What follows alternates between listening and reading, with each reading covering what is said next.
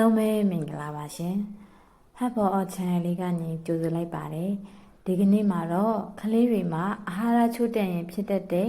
လက္ခဏာရပ်တွေနဲ့ကလေးတွေမှာအာဟာရချို့တဲ့မှုတွေမဖြစ်အောင်ဘယ်လိုလုပ်ရမလဲဆိုတာကိုမျှဝေပေးသွားမှာပဲဖြစ်ပါတယ်ရှင်။ကလေးငယ်ဘဝမှာအာဟာရကအရာရပါ။အာဟာရပြည့်ဝမှကိုယ်လေးချိန်တက်ပြီးအရက်ထွက်မယ်။မြ мян ဆက်ဆန်ဖွံ့ဖြိုးနေတဲ့ဦးနောက်ကလည်းအာဟာရပြည့်ဝမှအရွယ်အလိုက်ဖွံ့ဖြိုးလာမှာပါဆိုလိုတာကကလေးငယ်တွေမှာအာဟာရပြည့်ဝဖို့ကထိပ်တန်းဦးစားပေးပဲဖြစ်ပါတယ်ကလေးလေးကလိုအပ်တဲ့အာဟာရတွေပြည့်ပြည့်ဝဝရနေရလားဆိုတာကိုသိဖို့ကလေးငယ်တွေမှာအာဟာရချို့တဲ့နေတဲ့လက္ခဏာတွေကိုမိဘအများကလေ့လာထားဖို့လိုပါတယ်ကလေးငယ်တွေမှာအာဟာရချို့တဲ့နေတဲ့လက္ခဏာ9ချက်ရှိပါတယ်ဒါတွေကတော့နံပါတ်1ဖွံ့ဖြိုးမှုကိုနောက်ကျခြင်းကလေးဘဝမှာအာဟာရမပြည့်ဝဘူးဆိုရင်ကြီးထွားဖွံ့ဖြိုးမှုတွေနှောင့်နှေးတတ်ပါတယ်။ကလေးတိုင်းမှာမဟုတ်ပေမဲ့တချို့ကလေးတွေမှာထိုင်တာလမ်းလျှောက်တာနောက်ကျတာမျိုးတွေတွေ့ရတတ်ပါတယ်။ကလေးဘဝမှာတည်းကသူများထက်နောက်ကျခဲ့တော့နောက်ပိုင်းအရွယ်ရောက်လာတဲ့အခါမှာလည်းနည်းနည်းစီနောက်ကျတတ်ပါတယ်။ဥပမာပြောရရင်ကယ်လ်ဆီယမ်ဗီတာမင် D ဖော့စဖရပ်မဂနီဆီယမ်တွေကအရိုးတွေအတွက်လိုအပ်ပါတယ်။ဒီဓာတ်တွေချို့တဲ့ရင်ကလေးက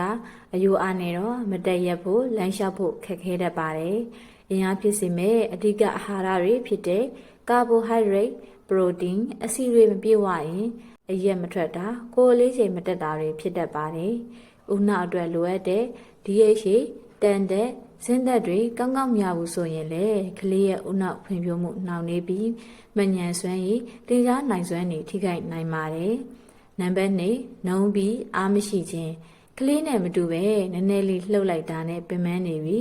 ရွယ်တူကလေးတွေနဲ့တန်းတူမစွန့်နိုင်ဘူးဆိုရင်ကလေးကအာဟာရချွတ်တက်နေလို့ဖြစ်နိုင်ပါတယ်အားဖြစ်စေတဲ့ကာဘိုဟိုက်ဒရိတ်ပရိုတင်းအဆီတွေကိုပြည့်ပြည့်ဝဝမစားဘူးဆိုရင်ကယ်လိုရီနည်းပြီးအပင်မခံနိုင်တာအားမရှိတာနှုံးတာတွေဖြစ်နေမှာပါတန်တဲ့နဲ့ဗီတာမင် B တွေချွတ်တက်နေမယ်ဆိုရင်လေတွေးရနေပြီးနည်းနည်းလေးဆော့လိုက်တာနဲ့အမောမခံနိုင်တာမျိုးဖြစ်နိုင်ပါတယ်။ကြွက်သားနဲ့အယိုးတွေအတွက်လိုအပ်တဲ့ဗီတာမင် D မဂနီဆီယမ်ပိုတက်ဆီယမ်တွေမရှိရင်လည်းကလေးကကြွက်သားတွေအားမရှိပဲညောင်းလည်နေမှာဖြစ်ပါတယ်။နံပါတ်3မကြာခဏဖျားနာခြင်းကလေးတစ်ပါးအရာလူကြီးတွေထက်ဖျားနာတဲ့အကျင့်ရများတယ်ဆိုပေမဲ့မကြာခဏဖျားနေတယ်ဆိုရင်တော့အာဟာရချွတ်တဲ့တာကြောင့်လည်းဖြစ်နိုင်ပါတယ်။အထူးသဖြင့်ဗီတာမင် C ဗီတာမင် D ဇင်းနဲ့တက်တုချို့တဲ့အခါ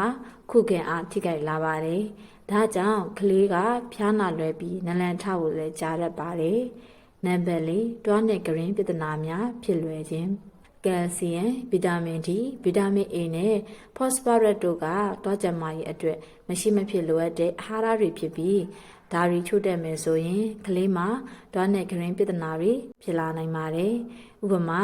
ကယ်လ်ဆီယမ်ချို့တက်မယ်ဆိုရင်တွားဖို့စားလွယ်တာ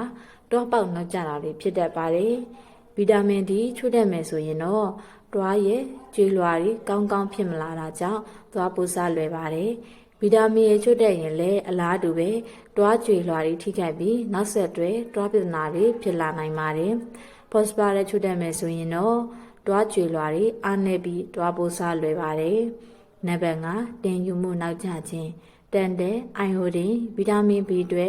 DHA လိုမျိုးအိုမီဂါ3ဖက်တီအက်ဆစ်တွေကအုံနောက်ဖွံ့ဖြိုးမှုမှညံ့စွမ်းရည်တွေအတွက်လိုအပ်ပါတယ်။ဒီဓာတ်တွေချွတ်တက်မယ်ဆိုရင်တော့တင်ကြရခက်တာအာရုံစူးစိုက်မှုအားနေတာနောက်ပိုင်းကျရင်ကျောင်းစာမှာအခက်အခဲရှိတာတွေဖြစ်လာနိုင်ပါတယ်။တန်တက်ချွတ်တဲ့အခါကလေးကအာယုံစူးစိုက်မရတာစာတင်ရခက်တာမှတ်ဉာဏ်မကောင်းတာတွေဖြစ်တတ်ပါတယ်။အာယုံရင်းကကလေးဘဝမှာမြ мян ဆဲဆဲဖွံ့ဖြိုးနေတဲ့အုတ်နှောက်တွေအရေးကြီးပြီးဒီတက်ချွတ်တက်ခဲ့ရင်အာယုံကြောနဲ့ဉာဏ်စွမ်းရည်ဖွံ့ဖြိုးမှုတွေထိခိုက်တတ်ပါတယ်။အိုမီဂါ3ဖက်တီအက်ဆစ်အထူးသဖြင့် DHA ချို့တက်ရင်တော့အာယုံစူးစိုက်မှုအားနေတာမှတ်သားနိုင်စွမ်းမကောင်းတာတင်ကြရခက်တာတွေဖြစ်လာနိုင်ပါတယ်။ဗီတာမင် B တွေက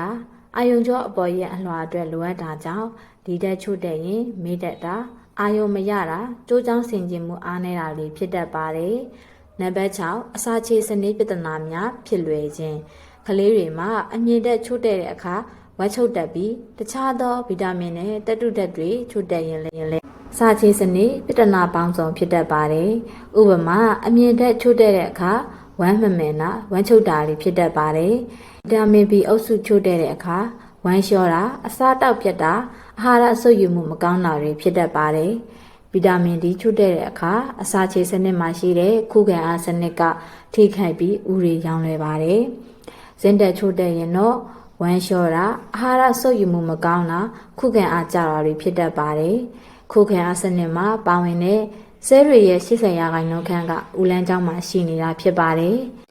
နံပါတ်9အရေးပြားစင်သားနဲ့လက်သေးခြေတဲ့ပြဿနာများဖြစ်လွယ်ခြင်းကလေးမှာအသားရည်6တွေ့တာသပင်တွေကျွတ်တာလက်သေးခြေတဲ့တွေကျွတ်ဆက်တာတွေကဗီတာမင်တက်တုတဲ့ဖက်တီအက်ဆစ်တွေချို့တဲ့တာကြောင့်ဖြစ်နိုင်ပါတယ်ဗီတာမင် C ကကောလာဂျင်ထုတ်လုပ်ပေးနိုင်ပြီးဒီတဲ့ချို့တဲ့ရင်အရေးပြား6တာကျန်းတာအနာကျက်ဖို့ကြာတာတွေဖြစ်တတ်ပါတယ်တန်တဲ့ချို့တဲ့ရင်လည်းသပင်တွေကျွတ်ပြီးလက်သေးခြေတဲ့တွေကျိုးလွယ်ပါလိမ့်မယ်အိုမီဂါ3 fatty acid အထူးတက်ဖြစ် DHA ချို့တဲ့ရင်တော့အရေးပြား6တွေ့ရရနာတွေဖြစ်လာနိုင်ပါတယ်ဒီလက္ခဏာတွေတဲကတခုခုရှိနေရင်ကလေးမှာအာဟာရချို့တဲ့နေတာဖြစ်နိုင်ပါတယ်မမေတို့အနေနဲ့ကလေးတွေရဲ့စားတောက်ပုံကိုပြန်စစ်ဆေးပြီးလိုအပ်တဲ့အာဟာရတွေဖြည့်ပေးရမှာဖြစ်ပါတယ်ကလေးတွေမှာအာဟာရချို့တဲ့မှုတွေမဖြစ်အောင်ဘယ်လိုလုပ်ရမလဲဆိုတာကိုဆက်လက်ပြီးပြောပြပေးပါမယ်မွေးစားကနေ6လအထိကတော့မိခင်တို့တစ်မျိုးတည်းတိုင်ရင်လုံလောက်ပါပြီတခြားဘာမှထက်တိုက်စရာမလိုပါဘူးကလေးကပေါင်တက်တဲ့စီးမှန်ဝမ်းမှန်နဲ့တူအပ်တဲ့အလိုက်ဖွံ့ဖြိုးတယ်ဆိုရင်အာဟာရပြေဝတယ်လို့ပြောလို့ရပါတယ်တကယ်လို့မိခင်ကအကြောင်းမျိုးမျိုးကြောင့်မိခင်တို့တိုက်ဖို့မဖြစ်နိုင်ဘူးဆိုရင်တော့ဆရာဝန်နဲ့တိုင်ပင်ပြီးတင့်တော်တဲ့ဖော်မြူလာနှုတ်မကိုတိုက်ရပါလိမ့်မယ်ကလေးတွေကိုတွေ့ရလို့တိုက်တာကအာဟာရချို့တဲ့ပြီးအန္တရာယ်ဖြစ်စေနိုင်ပါတယ်6လကျော်သွားရင်တော့မိခင်တို့တောင်းရင်ဆက်လက်တိုက်ပါဖြည့်ဆက်စားကိုစုံလင်အောင်ကြွေးပါကလေးကကြီးလာတာနဲ့အမျှအာဟာရလိုအပ်ချက်လည်းများလာတာကြောင့်ဂျားအချိန်တွေမှာနှုတ်တွေကျန်းမာရေးနဲ့ညီညွတ်တဲ့တရေစာတွေကိုကြွေးဖို့လိုပါတယ်နှုတ်တိုက်မယ်ဆိုရင်တော့ဖော်မြူလာနှုတ်နွားနို့မိမိအစဉ်ပြာကိုတိုက်နိုင်ပါတယ်။နွားနို့ကတော့ခလေးအတက်တစ်နေ့ကျော်မှတိုက်ပါ။ဖော်မြူလာနို့တိုက်မယ်ဆိုရင်တော့ခလေးအတက်အလိုက်လိုအပ်တဲ့အာဟာရဓာတ်တွေဥပမာဗီတာမင်ဓာတ်တုဓာတ် DHA အမြင့်တက်ပါဝင်တဲ့နို့ကိုတိုက်ပါ။ကလေးနေ့စဉ်စားသမျှကိုအဖက်ဖက်ကပြေဝအောင်ဒီလိုနည်းလမ်းပေါင်းစုံနဲ့ဖြည့်ဆည်းပေးမယ်ဆိုရင်ကလေးတွေမှာအာဟာရချွတ်တဲ့မှုတွေမဖြစ်ဘဲကျန်းကျန်းမာမာကြီးပြင်းလာမှာဖြစ်ပါတယ်။ဒီကနေ့မှာတော့ကလေးငယ်တွေမှာအာဟာရချို့တဲ့ရင်ဖြစ်တတ်တဲ့လက္ခဏာရပ်တွေနဲ့ကလေးတွေမှာအာဟာရချို့တဲ့မှုဖြစ်အောင်ဘယ်လိုလုပ်ရမလဲဆိုတာတွေကိုမျှဝေပေးခဲ့တာပဲဖြစ်ပါတယ်ဒီဗီဒီယိုလေးကတင့်အတွဲအကျိုးရှိမယ်ဆိုရင် like and subscribe လေးလုပ်ခဲ့ဖို့တောင်းဆိုပါတယ်ရှင်